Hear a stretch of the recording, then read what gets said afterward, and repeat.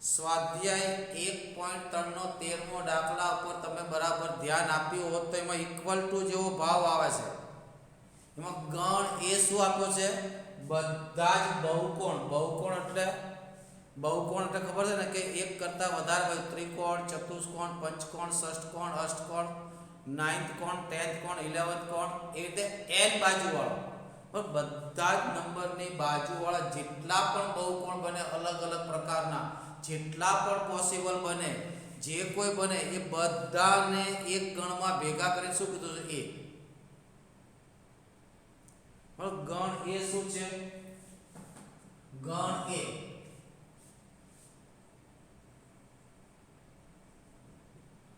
ગણ એમાં શું આપ્યું છે?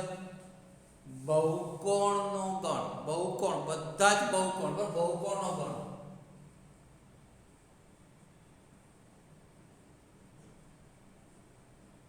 એટલે બહુકોણ કેટલી બાજુથી ચાલુ થાય? 3 બાજુ. ત્રિકોણ, ચતુષ્કોણ, પંચકોણ બધા જ એની અંદર આપ્યા છે. હવે આની અંદરથી બે બહુકોણ લઈને એની વચ્ચેનો સંબંધ આપ્યો છે. બહુકોણ એટલે પોલિગોન, એટલે કે P1 અને P2. આ બંને રિલેશન ક્યારે ધરાવે? બંનેમાં બાજુની સંખ્યા સમાન. બરાબર? P1 અને P2 માં બાજુઓની સંખ્યા કેવી? સમાન. P1 અને P2 માં કે બે બહુકોણ લઈએ, જો એમાં બે બાજુઓ સરખી હોય તો બે વચ્ચે સંબંધ છે, નહીં તો સંબંધ નથી. ત્રિકોણ સાથે ત્રિકોણ, ચતુષ્કોણ સાથે ચતુષ્કોણ, પંચકોણ પછી કેવો છે એની યાર મતલબ નથી. ધ્યાન રાખજો. કેવો બહુકોણ છે? ત્રિકોણ છે તો સમબાજુ છે કે વિષમ બાજુ છે કે કાટકોણ? એટલે ત્રિકોણ સાથે ત્રિકોણનો સંબંધ, ચતુષ્કોણ સાથે ચતુષ્કોણનો સંબંધ, પંચકોણ સાથે પંચકોણ. જો P1 ત્રિકોણ હોય તો P2 ત્રિકોણ થાય.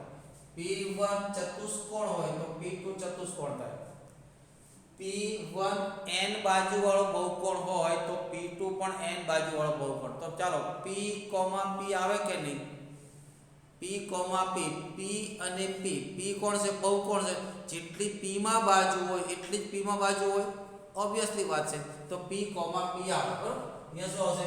P, P belongs to R. કારણ કે P અને P માં બાજુઓની સંખ્યા કેવી હોય? સમાન. આવશે. કારણ શું? કારણ તો તમને ખબર પડી કે લખવાની જરૂર નથી. માટે પહેલું R એ કેવો છે? સ્વવાચક છે. અમુક વસ્તુ લખવાની જરૂર ન પડે, ફીલિંગ આવે અંદરથી. મિત્રો ફીલિંગ આવવી જોઈએ. શું? આમ જુસ્સો હોવો જોઈએ કે આ હોય છે, એમ કે તારી સાબિતીની જરૂર જ નથી ભાઈ. કે P એક બહુકોણ હોય તો બીજો P લો તો એક બહુકોણ એટલી જ બાજુવાળો થયો. P, P આવે. માની લો કે બીજું આપણે સ્વવાચક બતાવો છે તો સ્વવાચકમાં આપણે એક જોડ લઈ લઈએ અને એની રિવર્સ જોડ એમાં બતાવીએ. એક જોડ આપણે લઈ લઈએ, એની રિવર્સ જોડ એમાં બતાવીએ. માની લો કે એક જોડ લો P1 અને P2 belongs to R. તો P1 અને P2 માં બાજુઓની સંખ્યા કેવી? R માં જે બેની પેર આવે એમાં બાજુની સંખ્યા કેવી થાય? સમાન થાય. માટે શું લખાય? P1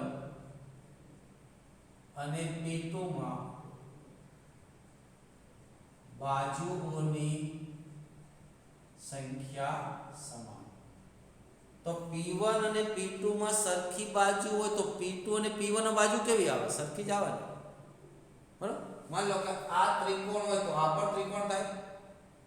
તો ત્રિકોણ સાથે ત્રિકોણ ઉલટાવો, ત્રિકોણ સાથે ત્રિકોણ. આ ચતુષ્કોણ હોય તો આ પણ ચતુષ્કોણ થાય. આ n બાજુવાળો બહુકોણ હોય તો એની સાથે P2 છે તો એ પણ n બાજુવાળો બહુકોણ થાય. માટે P2 અને P1 માં બાજુની સંખ્યા કઈ છે? સંખ્યા સમાન. માટે શું આવશે? P2, P1 belongs to R. માટે R કેવો થયો? R સમાન. હવે મારે શું બતાવવાનું? પારંપરિકમાં શું લઈએ ખબર છે ને? બે જોડ લઈએ. યાદ કરો. કેટલી જોડ લઈએ? બે જોડ. કઈ બે જોડ? પહેલી જોડ જ્યાં પૂરી થતી હોય ત્યાંથી બીજી જોડ શરૂ થાય. એટલે આપણે આ કે લેવાનું ત્રીજું P1 અને P2 સાથે સંબંધ છે. એક જોડ લીધી, બીજી જોડ કઈ લઈએ તો કે અહીંથી શરૂ કરીએ P2 અને P3 આ R માં છે. P1 અને P2 R માં છે તો જેટલી બાજુ P1 માં એટલી જ બાજુ P2 માં. હા સાચી વાત છે. P2 અને P3 R માં છે તો જેટલી બાજુ P2 માં હોય એટલી જ બાજુ P3 માં હોય કે નહીં? હા હોય સાહેબ. હા કે ના બોલો, હોય કે નહીં? તો એનો મતલબ P1 અને P2 માં બાજુની સંખ્યા સમાન, P2 અને P3 માં બાજુની સંખ્યા સમાન, તો P1 અને P3 માં કેવી થાય વિચારો તો. આ ત્રિકોણ હોય તો આ પણ ત્રિકોણ, તો આ ત્રિકોણ તો આ પણ ત્રિકોણ, તો પહેલો ત્રિકોણ અને ત્રીજો પણ ત્રિકોણ. બરાબર? અહીંયા શું લખીએ P1 અને P2 માં બાજુઓની સંખ્યા સમાન.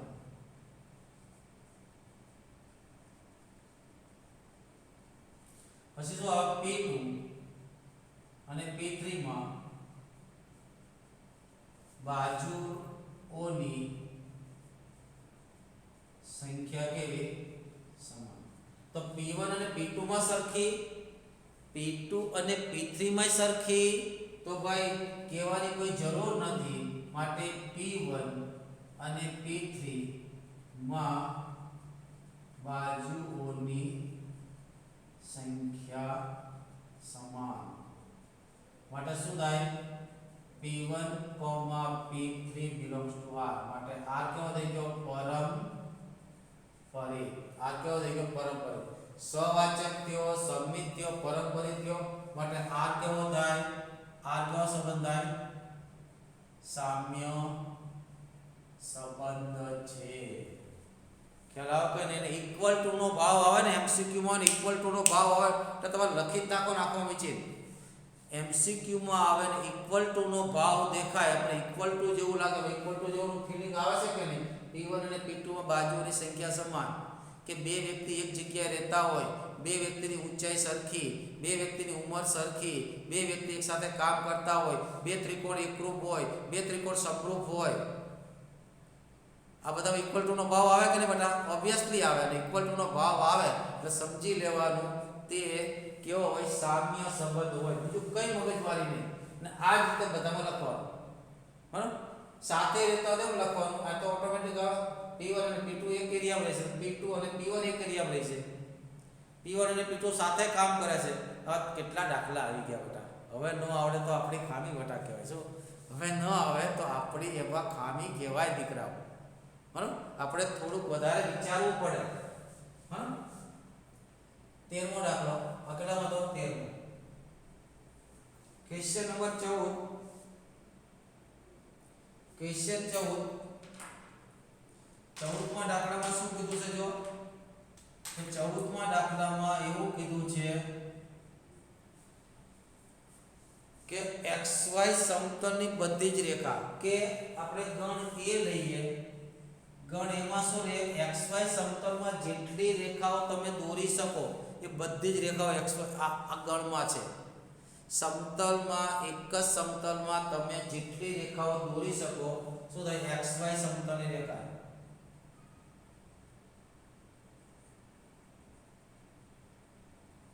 હા, એ કોણ છે? XY સમતલની રેખાઓનો ગણ છે. પછી શું કીધું છે? બે રેખા વચ્ચે સંબંધ ક્યારે થાય? એમાં સંબંધ આપ્યો છે R. R ક્યારે થાય? તો બે રેખા લીધી, રેખાને આપણે સંકેતમાં લાઈન કે L1 અને L2 બંને રેખા છે. આ બંને રેખાની જોડ ક્યારે આવે? તો કે બંને સમાંતર હોય ત્યારે. કેવી હોય? સમાંતર હોય ત્યારે. કેવી હોય? સમાંતર. આ ક્યારે આવે? તો કે L1 સમાંતર L2. તો સાબિત કરો કે આ સામ્ય સંબંધ છે. સાબિત શું કરો? આ કેવો સંબંધ છે? સામ્ય સંબંધ છે. કે બે રેખાની જોડ માની લો કે આ એક રેખા છે L1, આ બીજી રેખા છે L2, તો બે સમાંતર દેખાય છે. તો L1 અને L2 માન લો કે એક રેખા L3 નો આ છે, તો L3, તો L1 અને L3 આવે ન આવે કારણ કે સમાંતર નથી. પણ આવી કોઈ રેખા દોરી નાખું L4, તો L3 અને L4 આવે કારણ કે બે સમાંતર છે. આમાં કઈ જોડ આવે? જે બે રેખાઓ સમાંતર હોય તેવી રેખાઓની જોડ R માં છે. કેવી? જે રેખાઓ સમાંતર હોય તેવી રેખાઓની જોડ ક્યાં છે? R માં છે. L1 સમાંતર L2. તો શું દરેક રેખા પોતેને સમાંતર હોય? આ હોય. દરેક રેખા સમાંતરનો મતલબ શું થાય? અંતર સરખું. સમાંતરનો મીનિંગ શું થાય? અંતર સરખું.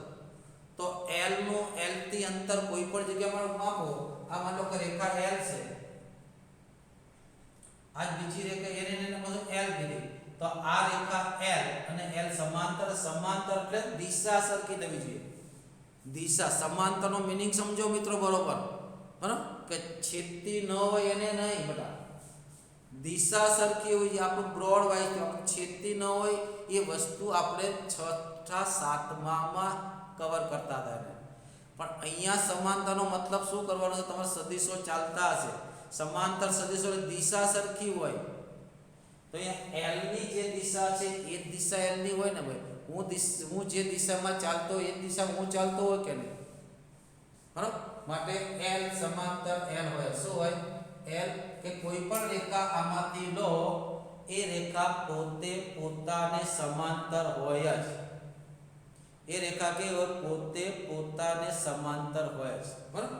એટલે અહીંયા લખું પહેલું કે જો L belongs to A, that implies L સમાંતર L. અહીંયા 1 શું કામ નથી લખતો? એક જ લીધી છે એટલે નથી લખતો 1.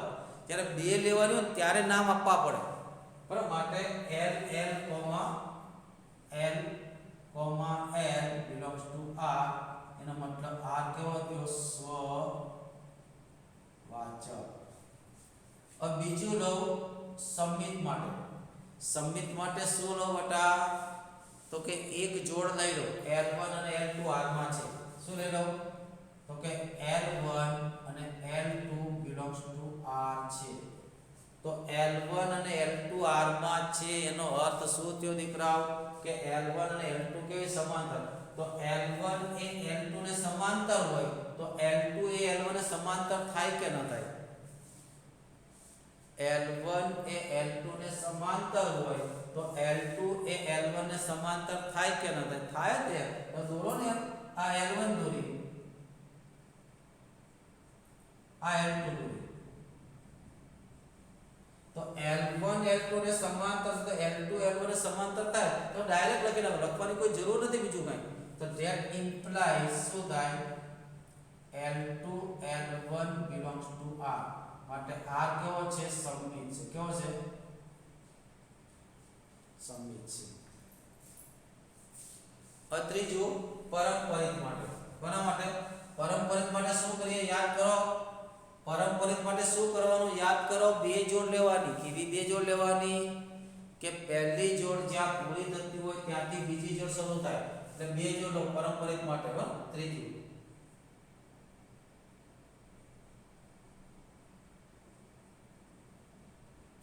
કઈ જોડ લો? L1 અને L2 એક જોડ લો. બીજી કઈ જોડ લો? મનમાં ખ્યાલ આવી ગયો? L2 અને L3. બીજી કઈ જોડ લો? L2 અને L3.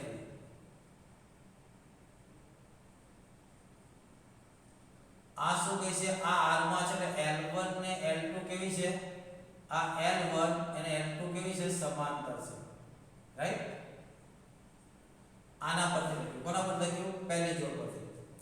બીજી જોડ શું કહે છે? L2 L3 ને સમાંતર છે. તો મારે L3 રેખા કેવી દોરવાની? L3 કેવી દોરવાની? બોલો જલ્દી. L3 કેવી દોરવાની? તો કે L2 ને સમાંતર. L2 ને સમાંતર અહીંયા દોરી શકો કે નહીં? હવે અહીંયા દોરી શકો. આ L3. તો L1 અને L2 સમાંતર, L2 અને L3 સમાંતર. તો આ બંને કેવી થઈ જો? હવે કોઈ એમ કહેશે તો L3 રેખા અહીંયા દોરી શકો. L1 બરાબર L3 લઈ શકાય. એમાં કોઈ ના નથી. હા.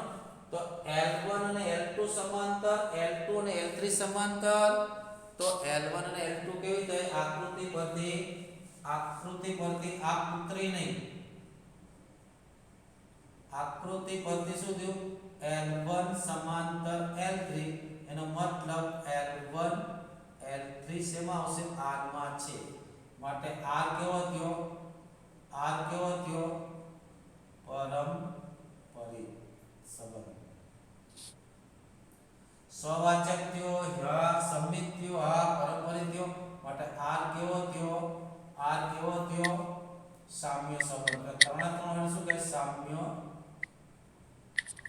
સંબંધ. બરાબર. હવે જો મિત્રો ખાસ પાછળ એને કીધું છે, પાછળ શું કીધું છે કે y બરાબર, પાછળ શું કીધું? y બરાબર 2x 4 સાથે સંબંધ ધરાવતી હોય તેવો તમામ રેખાનો લંબ. શું કીધું છે? છેલ્લે એનો ક્વેશ્ચન પાછો થોડોક એને બદલ્યો છે. શું કીધું છે કે y બરાબર 2x 4 સાથે સંબંધ ધરાવતી તમામ રેખાઓનો ગણ કયો થાય? તો ભાઈ બે સમાંતર રેખા તો યાદ કરો કે y બરાબર mx c, જ્યાં m શું કહેવાય? ઢાળ કહેવાય. શું કહેવાય? રેખાનો ઢાળ. અને c ને શું કહેવાય? y અંતઃખંડ. સમાંતર રેખાઓ હોય તો ઢાળ કેવો હોય? સમાંતર રેખાઓ હોય તો ઢાળ કેવો હોય? સરખો હોય. આ 11th માં આવે છે કે બે સમાંતર રેખાઓનો ઢાળ કેવો થાય? સરખો થાય. બરાબર. તો મારે આને સમાંતર રેખા દોરવી હોય તો ઢાળ તો આનો જ રાખવો પડે. મારે ખાલી આને જ બદલવા પડે. કોને? c ને. એટલે મારે આને સમાંતર રેખા લખી શું લખાય? y mx c1. આ રેખા કેવી થઈ? c1 ની કિંમત બદલતા જાઓ તેમ તેમ જુદી જુદી રેખાઓ મળતી જાય. c1 અને c2 બદલતા જાઓ તેમ તેમ જુદી જુદી રેખાઓ મળતી જાય. એ બધી જ રેખા આની કેવી? અસમાંતર. તો આપણે અહીંયા ઢાળ કેટલો થયો? 2. અહીંયા ઢાળ કેટલો થયો? 2. આને તમે બદલતા જાઓ તો સમાંતર રેખાઓ એક પછી એક બનતી જાય. આને તમે બદલતા જાઓ તો સમાંતર રેખાઓ એક પછી એક બનતી જાય. તો આ સમાંતર રેખાઓનું સમીકરણ શું થાય? તો કે y બરાબર 2x 4 ની જગ્યાએ બીજું કંઈ પણ અચળ મૂકી દો, બિલોંગ્સ ટુ r. બરાબર. નો ગણ શું થાય? તો કે આ તે થાય તો કે રેખા l પણ શરત કઈ? l નું સમીકરણ શું થાય? તો કે y બરાબર ઢાળ તેનો તે રે 2x k, જ્યાં k બિલોંગ્સ ટુ r. આ બધી જ રેખા શું થઈ? આને સમાંતર. આમાંથી જેટલી પણ રેખાઓ નીકળે એ બધી જ રેખાઓ આને કેવી થાય? સમાંતર થાય. આમાંથી જેટલી પણ રેખાઓ નીકળે એ બધી જ રેખાઓ આને કેવી થાય? સમાંતર થાય. ખ્યાલ આવ કે નહીં મિત્રો? હા, લખી લો, સ્ક્રીનશોટ લઈ લો.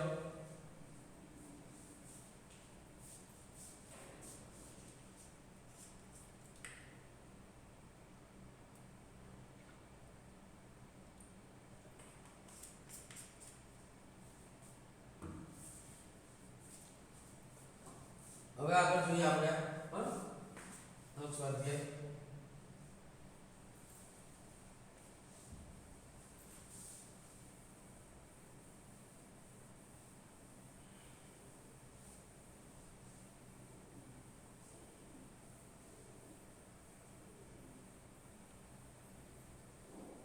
હવે આગળ જોઈએ આપણે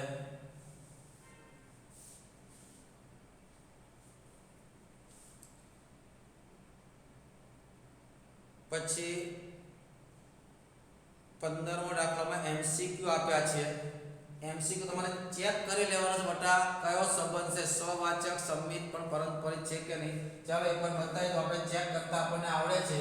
બરાબર. હવે ચેક કરતા આપણને બરાબર આવડી ગયું. 15મો દાખલો જો એમાં ગણ એ આપો શું આપો છે? 1 2 3 4 ને 5. 5 સુધી આપે છે. 4 સુધી છે. 4 એના પરનો સંબંધ r આપ્યો છે. r માં શું આપ્યું છે? 1 2 2 1 2 2 પછી 1 1 4 4 પછી 1 3 3 1 અને 3 2. 1 2 3 4 5 6 1 2 3 4 5 6 7 1 2 3 4 5 6 આટલું આ. બરાબર. આ કેવા પ્રકારનો સંબંધ છે ચેક કરવાનો છે.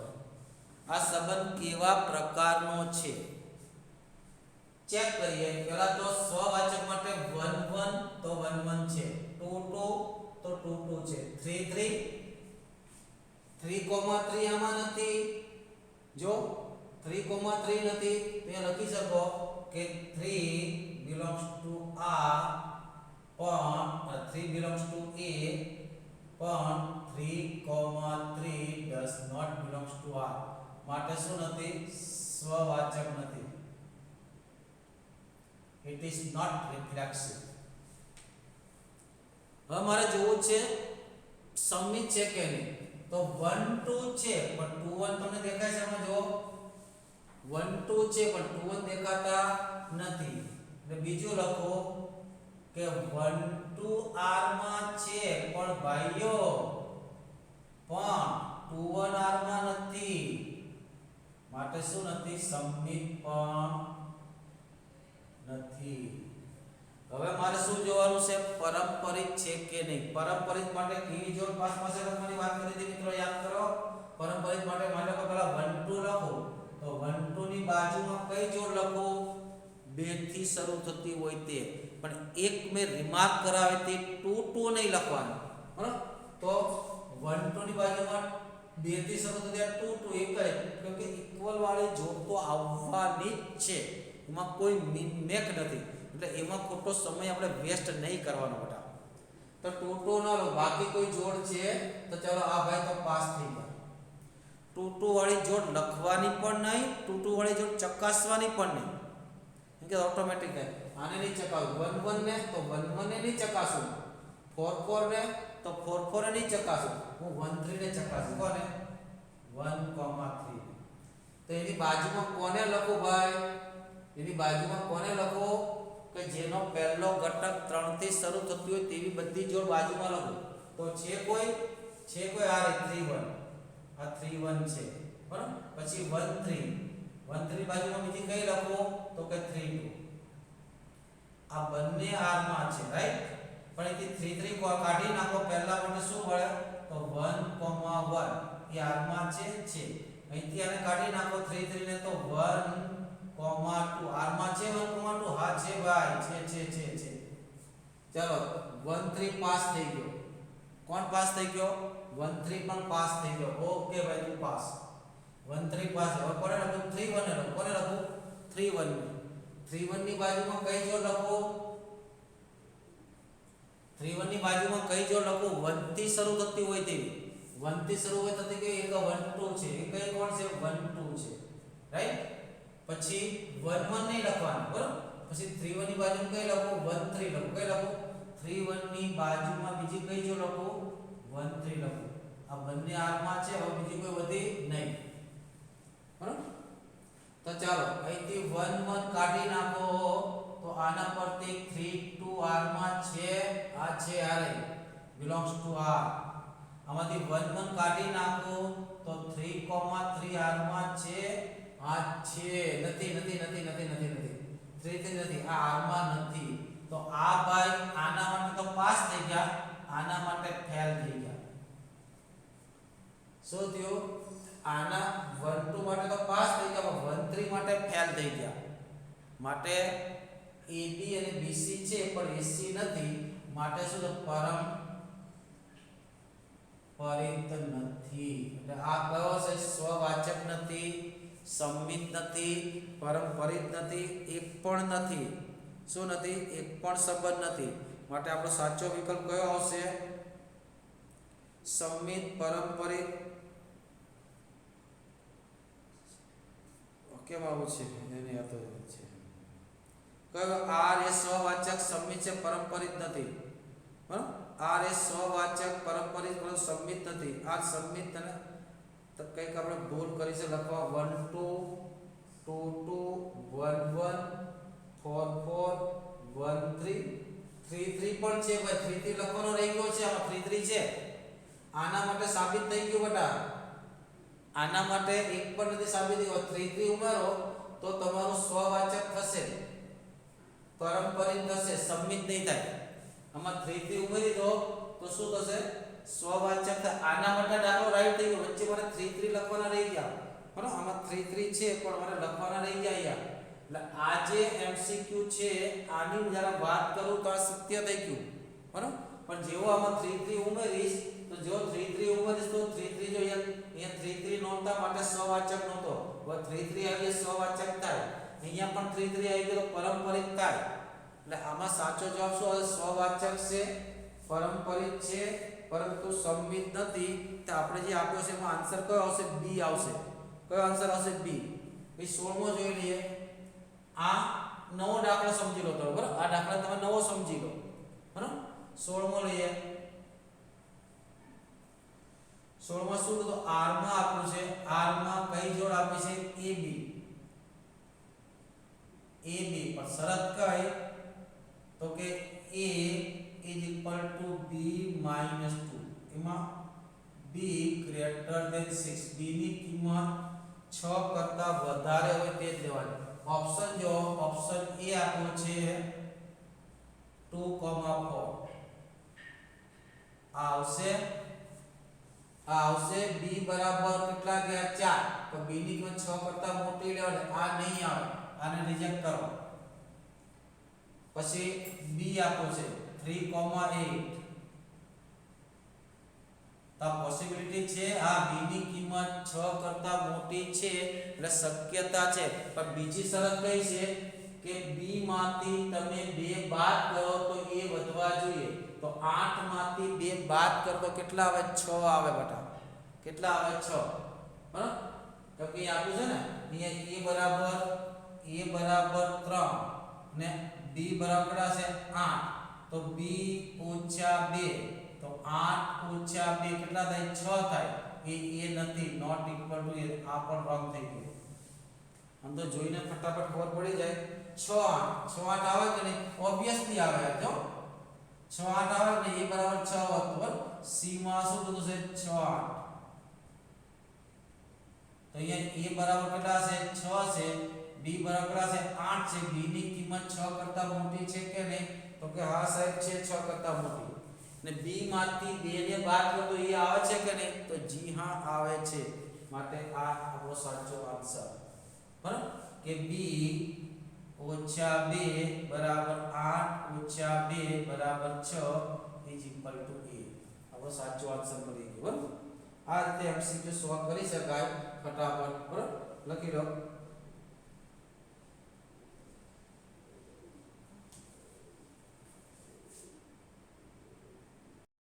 પહેલા જોઈએ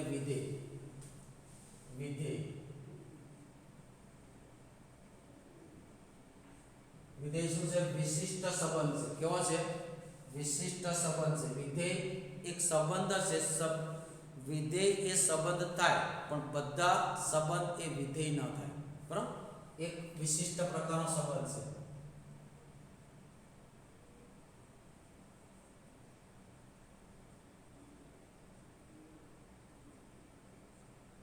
function is special type of the relation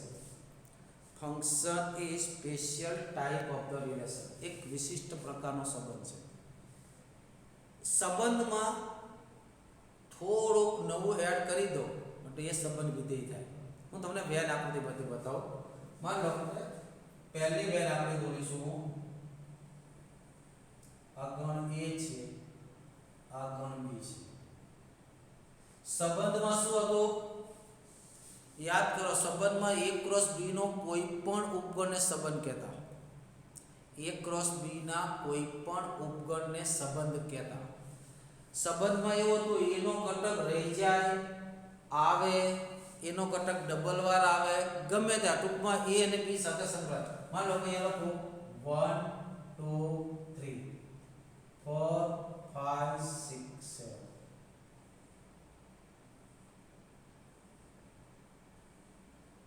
આ સંબંધ છે કે નહીં તો ઓબવિયસલી છે એમાં કઈ જોડ હશે 1, 4 2, 5 3, 6 3, 7 થોડીક પહેલા આકૃતિ દોરી લો પછી તમને બતાવો તમે કહેશો તમે વિચારશો આ સંબંધ છે કે નહીં બીજી આકૃતિ દોરો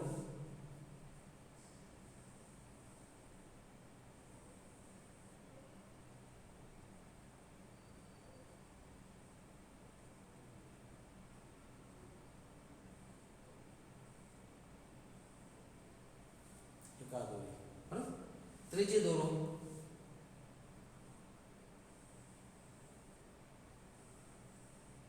અહીંયા લખો r1 પહેલો સંબંધ લખું છું r1 શું લખું છું r1 આ સંબંધનું નામ આપું છું r2 આ સંબંધનું નામ આપું છું r3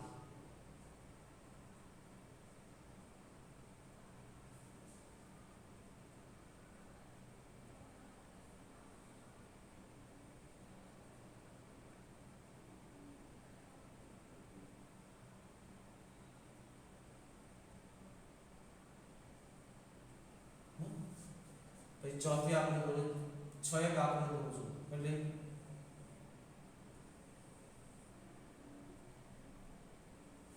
અને આથી આને નામ આપો r4 શું નામ આપો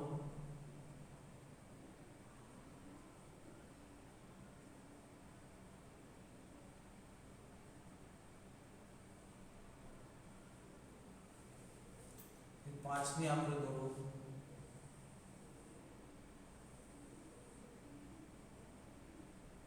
અને નામ આપો r5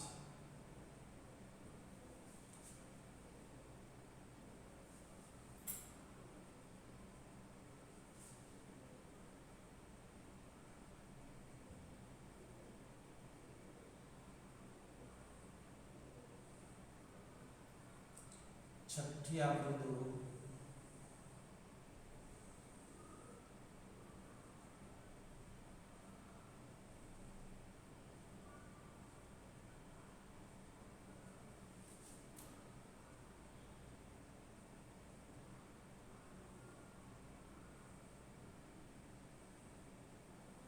છ આકૃતિ દોરી છે આ બધા જ સંબંધ છે કારણ કે બધાની જોડ બનાવો તો a ક્રોસ b ના ઉપગણ થાય બરાબર અહીંયા r1 r2 r3 r4 બધા જ સંબંધ છે પણ આમાંથી વિધેય બધા નથી અમુક વિધેય છે અમુક વિધેય નથી આમાં અમુક વિધેય અમુક ફંક્શન છે અમુક ફંક્શન નથી કોણ કોણ ફંક્શન નથી જોઈએ આપણે તો જો ફંક્શન વિધેય કોને કહેવાય ગણ a નો દરેક ઘટક એક જ તીર મારતો હોય કેટલો ગણ a નો દરેક ઘટક એટલે ગણ a નો દરેકે દરેક ઘટક એક જ તીર મારતો હોય બરાબર એક પણ ઘટક તીર ન મારે તો પણ વિધેય નથી એક ઘટક બે વાર તીર મારે તો પણ વિધેય નથી b ના ઘટકને તીર વાગે કે ન વાગે એક કરતા વધારે તીર વાગે એની યાર કોઈ મતલબ નથી આપણું ધ્યાન ક્યાં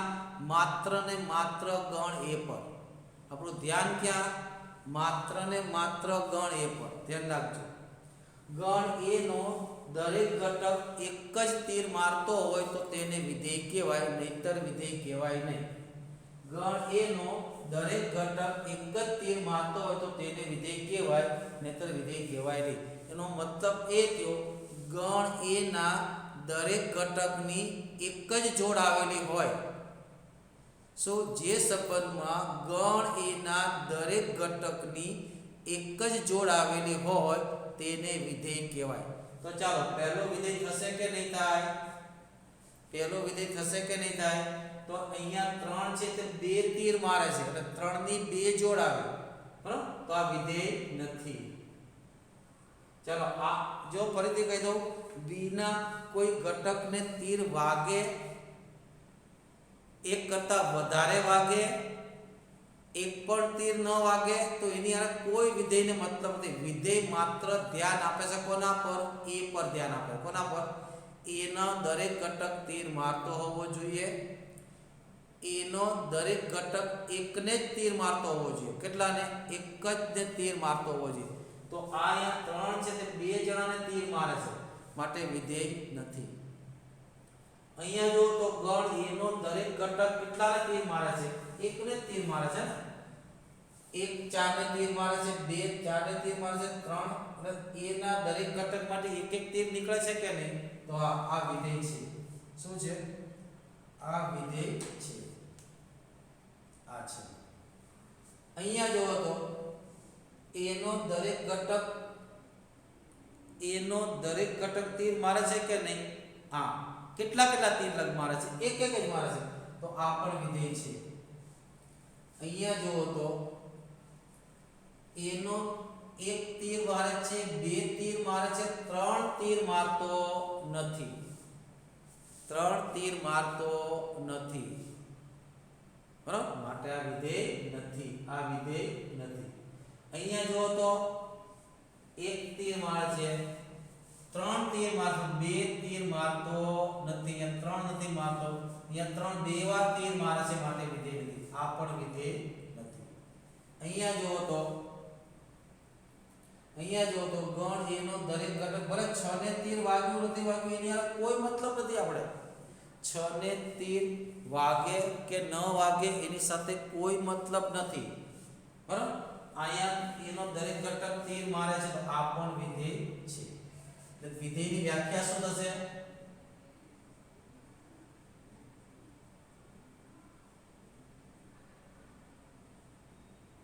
વિધેયની વ્યાખ્યા શું થશે? તો ગણ એના દરેક ઘટકને એક અને માત્ર એક પ્રતિબિંબ હોય. ગણ એના દરેક ઘટકને શું હોય?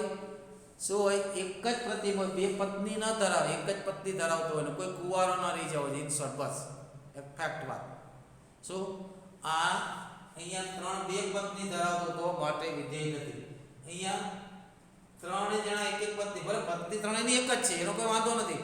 આ કદાચ જીવતા હશે, કૌરવ વખતના, પાંડવ વખતના માણસો હશે, વાંધો, પણ દરેક જણ સંબંધ ધરાવે છે, બરાબર, એક જ સાથે. આમાં ત્રણની અલગ અલગ છે. અહીંયા ત્રણની પત્ની નથી, અહીંયા બે ની પત્ની નથી, અહીંયા ત્રણેયની પત્ની છે. ત્રણેયની પત્ની જેટલા ગણ હોય બધાનો સંબંધ એક જ સાથે હોય તો વિધેય કહેવાય, નહીંતર વિધેય કહેવાય નહીં. બીજી રીતે વાત કરીએ તો એમ પણ કહી શકીએ આપણે કે લગ્ન પ્રસંગ છે, એમાં 3 નંબરનો માણસ આવ્યો, એને બે ડીશમાં જેમ ખાધું સારું કહેવાય? એક સાથે બે ડીશમાં ખાય સારું કહેવાય? ન સારું કહેવાય. એ સારું ફંક્શન ન કહેવાય, માટે વિધેય. અહીંયા 3 જણાએ ભલે 3 જણા એક ડીશમાં ખાઈ શકે, ખાઈ શકે ને. આપણે હવે તો જમણવાર ડીશ ઉપર આપે છે, અને ડીશો ઓછી થાય એટલે આપણે શું કરીએ? આપણે અંદરના મિત્રો હોઈએ, એ ખોટી ડીશના પૈસા ન બગડે એટલે એક ડીશમાં બધા ખાઈએ. પણ આપણે એક જ વ્યક્તિ બે ડીશ લે તો તેને ડીશ બગાડી કહેવાય. એને શું કહેવાય? ડીશ બગાડી કહેવાય. માટે સારું કર્યું કહેવાય. આને સારું કર્યું છે કે ત્રણેય જણા ભેગા થઈને એક જ ડીશમાં ખાધું. 4 નંબરના ટેબલ પર એક જ ડીશમાં ખાધું છે. અહીંયા શું કે 3 નંબરનો છે, એક જ જગ્યાએ બેઠો છે. 6 નંબરના ટેબલમાંથી ને કાઈ છે 7 નંબરના ટેબલ. આમ ખાતો કેવો લાગે? સારો લાગે? ન લાગે ને. અહીંયા શું થયું? ત્રણેય જણા એક એક ડીશ લીધી. એક 4 નંબરના ટેબલ પર છે, બીજો 5 નંબરના ટેબલ પર, એનો કોઈ વાંધો નથી. અહીંયા 3 નંબરે ડીશ જ ન મળી. અહીંયા શું થયું? 3 નંબરને ભાઈ આપણે લગ્નમાં મહેમાન આવ્યા હોય અને જો કોઈ મહેમાન જમ્યા વગરનો રહી જાય તો તરત એમ કે ભાઈ ફંક્શન સારું હતું, મને જમવા મળ્યું નહીં. ત્યાં 3 નંબરની ડીશ જ નથી મળી. અહીંયા પણ 2 નંબરની ડીશ નથી મળી. માટે આ સારું ફંક્શન. અહીંયા બધાને ડીશ મળી છે. બરાબર, ખ્યાલ આવો કે નહીં? એ રીતે તમે રિલેટરમાં વિચારી શકો. તો વિધેયની વ્યાખ્યા શું થાય? વિધેયની વ્યાખ્યા શું થાય? ગણ એ અને ગણ બી અરિક્ત ગણો હોય. કેવા ગણ હોય? ગણ એ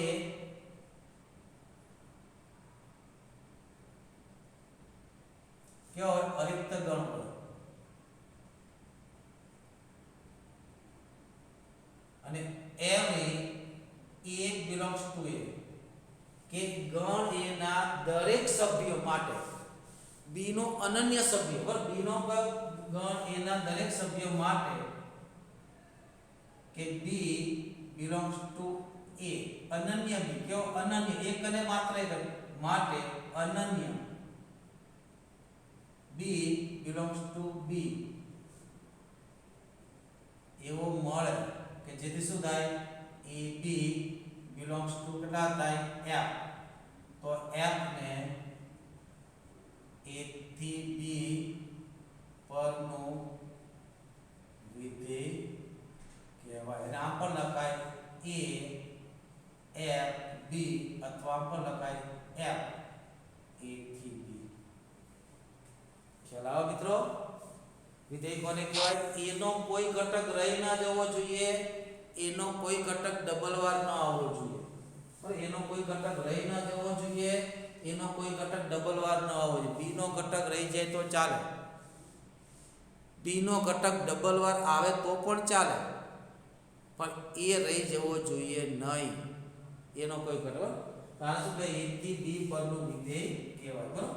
ને વિધેય હોય તો f માં કેટલા સભ્યો હોય, f માં કેટલા સભ્યો હોય તો આમાં કેટલી જોડ આવે, આ વિધેય નહોતું, બરાબર. આમાં કેટલી જોડ આવે, 3. આમાં કેટલી આવે, 3. તો જો વિધેય હોય તો f માં કેટલી જોડ હોય, a ના જેટલી. a ને પ્રદેશ કહેવાય, એને શું કહેવાય, f નો પ્રદેશ કહેવાય. શું કહેવાય, એને f નો પ્રદેશ કહેવાય. શું કહેવાય, f નો પ્રદેશ. સંકેતો લખાય ડોમેઇન f. શું કહેવાય, d of f. ને b ને સહપ્રદેશ કહેવાય. શું કહેવાય, સહપ્રદેશ. એનો કોઈ સંકેત નથી, એનો કોઈ સંકેત નથી, બરાબર. f માં કેટલી જોડ આવે, તો જેટલા a માં હોય, જો આ વિધેય થયું તો કેટલી જોડ આવી, 3 જોડ. આ વિધેય છે, કેટલી જોડ આવી, 3, કારણ કે a માં કેટલા સભ્યો હતા, 3.